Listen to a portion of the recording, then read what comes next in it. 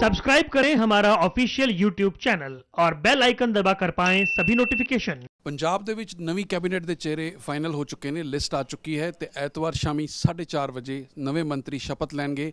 ਨਵੇਂ ਮੰਤਰੀਆਂ ਦੀ ਲਿਸਟ ਵਿੱਚ ਜਿਨ੍ਹਾਂ ਦਾ ਨਾਮ ਸ਼ਾਮਿਲ ਹੈ ਪੰਜਾਬ ਦੀ ਸਿਆਸਤ ਦੀ ਜਿਹੜੀ ਵੱਡੀ ਸ਼ਖਸੀਅਤ ਜੋ ਪੂਰਵ ਖਿਲਾੜੀ ਪ੍ਰਗਟ ਸਿੰਘ ਜੀ ਸਾਡੇ ਨਾਲ ਇਸ ਸਮੇਂ ਮੌਜੂਦ ਨੇ। ਪ੍ਰਗਟ ਸਿੰਘ ਜੀ ਬਹੁਤ-ਬਹੁਤ ਮੁਬਾਰਕਾਂ ਤੁਹਾਨੂੰ। Thank you sir, thank you ਜੀ। ਪ੍ਰਗਟ ਸਿੰਘ ਜੀ, ਹੁਣ ਨਵਾਂ ਅਹੁਦਾ ਨਵੀਂ ਜ਼ਿੰਮੇਵਾਰੀ ਤੁਹਾਨੂੰ ਦੇਣ ਜਾ ਰਹੀ ਹੈ ਪਾਰਟੀ, ਕੀ ਕਹਿਣਾ ਚਾਹੋਗੇ? ਨਹੀਂ ਦੇਖੋ, ਜਿਹੜੀ ਵੀ ਜ਼ਿੰਮੇਵਾਰੀ ਹੋਊਗੀ ਉਹਨੂੰ ਤਨਦੇਹੀ ਨਾਲ ਔਰ ਪੂਰੀ ਸ਼ਿੱਦਤ ਦੇ ਨਾਲ ਜਿਹੜਾ ਨਿਭਾਉਣ ਦੀ ਕੋਸ਼ਿਸ਼ ਕਰਾਂਗੇ। ਨਵੀਂ ਤੁਹਾਨੂੰ ਜਿਸ ਤਰ੍ਹਾਂ ਜ਼ਿੰਮੇਵਾਰੀ ਦਿੱਤੀ, ਤੁਹਾਨੂੰ ਇਹ ਖਬਰ ਕਦੋਂ ਮਿਲੀ? ਤੁਹਾਨੂੰ ਟੈਲੀਫੋਨ ਆ ਗਿਆ ਹੈ? ਕਿਸ ਤਰ੍ਹਾਂ ਲਿਸਟ ਦਾ ਕਦੋਂ ਤੁਹਾਨੂੰ ਪਤਾ ਚੱਲਿਆ? ਹਜੇ ਬੇਸਿਕਲੀ ਚਲੋ ਇਹ ਤੁਹਾਡੇ ਕੋਲੋਂ ਹੀ ਪਤਾ ਲੱਗ ਰਿਹਾ ਹੈਗਾ, ਲੇਕਿਨ ਜਦੋਂ ਵੀ ਕਨਫਰਮੇਸ਼ਨ ਆ ਜਾਊਗੀ ਕੋਈ ਗੱਲ ਨਹੀਂ। ਇਹ ਵੀ ਜ਼ਾਹਿਰ ਕੀਤਾ ਜਾ ਰਿਹਾ ਕਿ ਤੁਹਾਨੂੰ ਸਪੋਰਟਸ ਮੰਤਰਾਲਾ ਦਿੱਤਾ ਜਾ ਸਕਦਾ ਹੈ, ਸਪੋਰਟਸ ਮਿਨਿਸਟਰੀ ਤੁਹਾਨੂੰ ਦਿੱਤੀ ਜਾ ਸਕਦੀ ਹੈ, ਤੇ ਇਸ ਅਹੁਦੇ ਨੂੰ ਕਿਸ ਤਰ੍ਹਾਂ ਤੁਸੀਂ ਸੰਭਾਲੋਗੇ ਔਰ ਸਪੋਰਟਸ ਮਿਨਿਸਟਰੀ ਵਾਸਤੇ ਤੁਸੀਂ ਕੀ ਏਜੰਡਾ ਤੁਹਾਡਾ ਹੋ ਸਕਦਾ ਹੈ?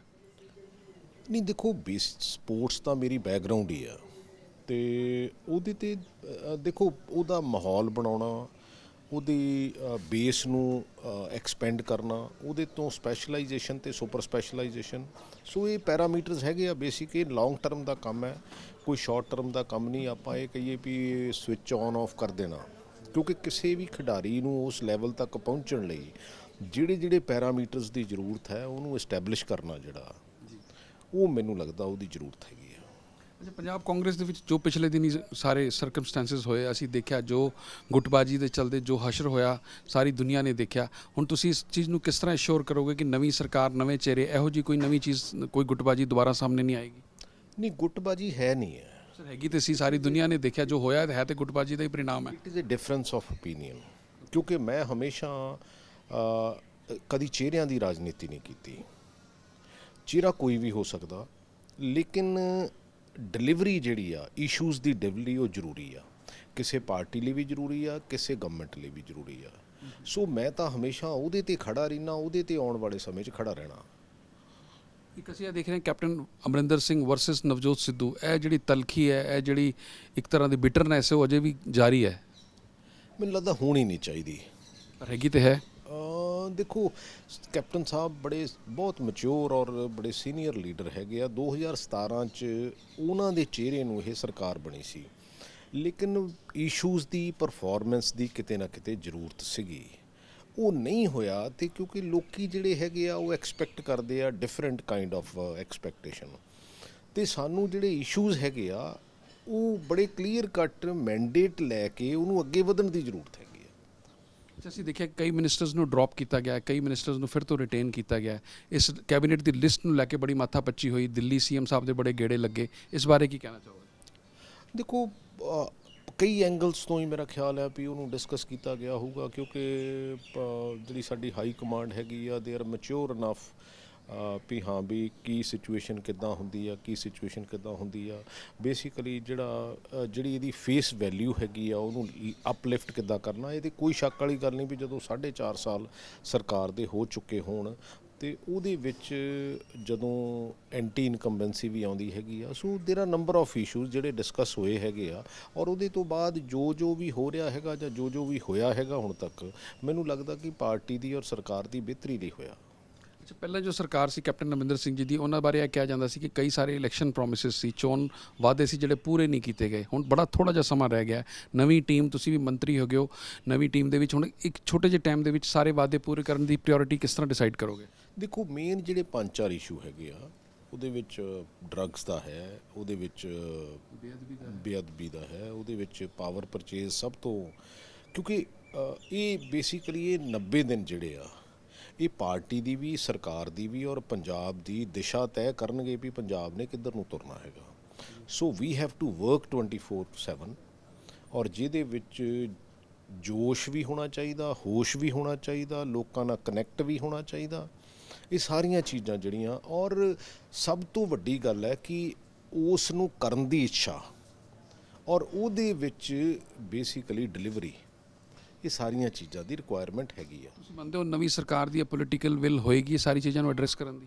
ਦੇਖੋ, ਹਰ ਮਹਿਕਮੇ ਦਾ ਇੱਕ ਮੰਤਰੀ ਜਿਹੜਾ ਹੈਗਾ ਔਰ ਓਵਰਆਲ ਚੀਫ ਮਿਨਿਸਟਰ ਹੈਗਾ। ਡੈਫੀਨੇਟਲੀ ਵੀ ਵਿਲ ਇਨਸ਼ੋਰ ਕਿ ਹਾਂ ਵੀ ਇਹ ਸਾਰੀਆਂ ਚੀਜ਼ਾਂ ਆਪਾਂ ਨੂੰ ਡਿਲੀਵਰ ਕਰੀਏ, ਤਾਂ ਕਿ ਜਿਹੜੀਆਂ ਐਕਸਪੈਕਟੇਸ਼ਨ ਹੈਗੀਆਂ, ਕਿਉਂਕਿ 3 ਮਹੀਨਿਆਂ ਦੀ ਜਿਹੜੀ ਪਰਫਾਰਮੈਂਸ ਹੋਊਗੀ ਉਹਦੇ 'ਤੇ ਸਾਡੀਆਂ ਅਗਲੀਆਂ ਚੋਣਾਂ ਜਿਹੜੀਆਂ ਜਾਂ ਅਗਲੇ ਸਮੇਂ ਦਾ ਜਿਹੜਾ ਫਿਊਚਰ ਹੈ ਕੋਰਸ, ਉਹ ਬਹੁਤ ਡਿਪੈਂਡ ਕਰੂਗਾ। ਕਈ ਐਸੇ ਵਿਧਾਇਕ ਸੀ ਜਿਹੜੇ ਆਸ ਲਗਾ ਕੇ ਬੈਠੇ ਸੀ ਕਿ ਅਸੀਂ ਮੰਤਰੀ ਬਣਾਂਗੇ, ਕਈ ਸਾਰੇ ਮੰਤਰੀ ਜਿਨ੍ਹਾਂ ਨੂੰ ਡ੍ਰੌਪ ਕੀਤਾ ਗਿਆ, ਤੇ ਤੁਹਾਨੂੰ ਲੱਗਦਾ ਇੱਕ ਨਵਾਂ ਸੌਰਟ ਆਫ ਰਿਜ਼ੈਂਟਮੈਂਟ ਫਿਰ ਤੋਂ ਸ਼ੁਰੂ ਹੋ ਸਕਦੀ ਹੈ? ਨਹੀਂ, ਕੋਈ ਇਹੋ ਜਿਹੀ ਗੱਲ ਨਹੀਂ ਹੈ। ਮੈਨੂੰ ਤਾਂ ਇਹ ਲੱਗਦਾ ਹੁੰਦਾ ਕਿ 90 ਡੇਜ਼ ਹੈ, you have to perform for ਦਾ ਪੰਜਾਬ। ਜੇ ਲੋਕੀ ਬਿਹਤਰ ਸਮਝਣਗੇ ਫਿਰ ਉਹ ਵੋਟ ਪਾਉਣਗੇ। ਔਰ ਇਦਾਂ ਦੀ ਕੋਈ ਗੱਲ ਨਹੀਂ ਹੈ ਵੀ ਸਾਡੇ ਗਰੁੱਪਿਜ਼ਮ ਹੈ ਜਾਂ ਕੁਛ ਹੈ। ਇਹ ਠੀਕ ਹੈ ਵੀ ਕੁਛ ਡ੍ਰੌਪ ਹੋ ਗਏ, ਕੁਛ ਨਵਿਆਂ ਨੂੰ ਚਾਂਸ ਮਿਲ ਗਿਆ। ਦੇਖੋ, ਹਰ ਬੰਦੇ ਨੂੰ ਕਿਤੇ ਨਾ ਕਿਤੇ ਐਕਸਪੀਰੀਅੰਸ ਹੋ ਲੈਣਾ ਚਾਹੀਦਾ। ਉਸ ਐਕਸਪੀਰੀਅੰਸ ਦੇ ਵਿੱਚੋਂ ਜੋ ਵੀ ਚੰਗੀ ਪਰਫਾਰਮ ਕਰਨਗੇ ਫਿਰ ਉਹ ਗਾਂ ਫਰਦਰ ਜਿਹੜੇ ਆ, ਕਿਉਂਕਿ ਲੀਡਰਸ਼ਿਪ ਡਿਵੈਲਪ ਤਾਂ ਇਦਾਂ ਹੀ ਹੁੰਦੀ ਹੈ ਨਾ। ਤੁਸੀਂ ਹਾਕੀ ਦੇ ਕੈਪਟਨ ਰਹੇ ਹੋ, ਹੁਣ ਤੁਸੀਂ ਕਿਸੇ ਨਵੇਂ ਵਿਭਾਗ, ਕਿਸੇ ਨਵੀਂ ਮਿਨਿਸਟਰੀ ਦੇ ਕੈਪਟਨ ਬਣੋਗੇ, ਆਪਣੀ ਜ਼ਿੰਮੇਵਾਰੀ ਨੂੰ ਲੈ ਕੇ ਹੁਣ ਕੀ ਕਹਿਣਾ ਚਾਹੋਗੇ? ਦੇਖੋ, ਮੇਰੀ ਸਭ ਤੋਂ ਵੱਡੀ ਸਮੱਸਿਆ ਹੈਗੀ ਆ ਜਾਂ ਮੇਰਾ ਪਲੱਸ ਪੁਆਇੰਟ ਹੈਗਾ, ਮੈਂ ਜਿਹੜੀ ਜ਼ਿੰਮੇਵਾਰੀ ਆ ਉਹਨੂੰ ਤਨਦੇਹੀ ਨਾਲ ਨਿਭਾਉਣਾ। ਉਹਨੂੰ ਇਹ ਨਹੀਂ ਸਮਝਦਾ ਵੀ ਇਹ ਮੇਰੀ ਪ੍ਰਮੋਸ਼ਨ ਹੋਈ ਆ, ਇਹ ਮੇਰੀ ਜ਼ਿੰਮੇਵਾਰੀ ਵਧੀ ਆ।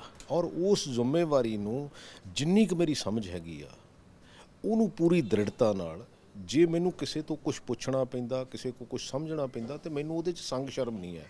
ਲੇਕਿਨ ਨੀਅਤ ਐਂਡ ਟਾਰਗੇਟ ਬੜਾ ਕਲੀਅਰ ਹੈ ਕਿ ਹਾਂ ਵੀ ਆਹ ਕਰਨਾ, ਆਹ ਨਹੀਂ ਕਰਨਾ। ਹਾਕੀ ਦੇ ਤੁਸੀਂ ਖਿਲਾੜੀ ਹੋ, ਤੇ ਇੱਕ ਹਾਕੀ ਦੀ ਜਿਹੜੀ ਟੀਮ ਹੁੰਦੀ ਹੈ ਉਹ ਜਿੱਤਦੀ ਉਦੋਂ ਹੈ ਜਦੋਂ ਟੀਮ ਸਪਿਰਿਟ ਹੁੰਦੀ ਹੈ।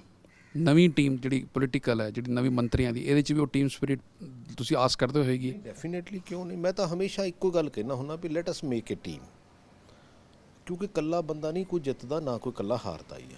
ਸੋ ਜਦੋਂ ਵੀ ਜਿਹੜੇ ਕੈਬਨਿਟ 'ਚ ਡਿਸੀਜਨ ਹੋਣਗੇ, if we are sitting there, we will have our say. ਕਿਉਂਕਿ ਹੋ ਸਕਦਾ ਮੇਰੀ ਗੱਲ ਨਾ ਠੀਕ ਵੀ ਹੋਵੇ, ਕਿਉਂਕਿ ਮੈਂ ਕੋਈ ਇਕੱਲਾ ਐਕਸਪੀਰੀਅੰਸ ਤਾਂ ਹੈ ਨਹੀਂਗਾ, ਸਾਰੇ ਐਕਸਪੀਰੀਅੰਸ ਹੈਗੇ ਆਪਣੀ ਆਪਣੀ ਜਗ੍ਹਾ 'ਤੇ। ਸੋ ਡੈਮੋਕ੍ਰੇਸੀ ਦੀ ਬਿਊਟੀ ਇਹ ਆ ਕਿ ਹਰ ਬੰਦਾ ਆਪਣਾ ਵਿਜ਼ਨ, ਆਪਣਾ ਜਿਹੜਾ ਉਹਦੀ ਥਾਟ ਪ੍ਰੋਸੈਸ ਆ ਉਹਨੂੰ ਦੇਵੇ, ਅਤੇ ਉਹਦੇ ਵਿੱਚੋਂ ਚੰਗੀਆਂ ਚੀਜ਼ਾਂ ਡਿਵੈਲਪ ਹੋ ਕੇ ਅੱਗੇ ਵਧਣ। Thank you sir, and wish you all the best. Thank you ਜੀ। ਤੇ ਐਸਐਨ ਪ੍ਰਗਟ ਸਿੰਘ ਨਵੇਂ ਬਣੇ ਮੰਤਰੀ, ਜਿਨ੍ਹਾਂ ਨੇ ਕਿਹਾ ਕਿ ਨਵਾਂ ਅਹੁਦਾ, ਨਵੀਂ ਜ਼ਿੰਮੇਦਾਰੀ, ਨਵੀਂ ਸਰਕਾਰ ਜਿਹੜੀ ਹੈ ਉਹ ਪੂਰੀ ਹੋਸ਼ ਤੇ ਪੂਰੇ ਜੋਸ਼ ਦੇ ਨਾਲ ਕੰਮ ਕਰੇਗੀ ਔਰ ਪੰਜਾਬ ਦੀ ਜਨਤਾ ਦੇ ਨਾਲ ਜੋ ਵਾਅਦੇ ਕੀਤੇ ਗਏ ਨੇ ਉਹਨਾਂ ਨੂੰ ਪੂਰਾ ਕਰਨ ਦਾ ਯਤਨ ਕਰੇਗੀ। ਕੈਮਰਾ ਪਰਸਨ ਅਮਰ ਸਿੰਘ ਦੇ ਨਾਲ ਨਵੀਨ ਸ਼ਰਮਾ, MH1 ਪ੍ਰਾਈਮ, ਚੰਡੀਗੜ੍ਹ।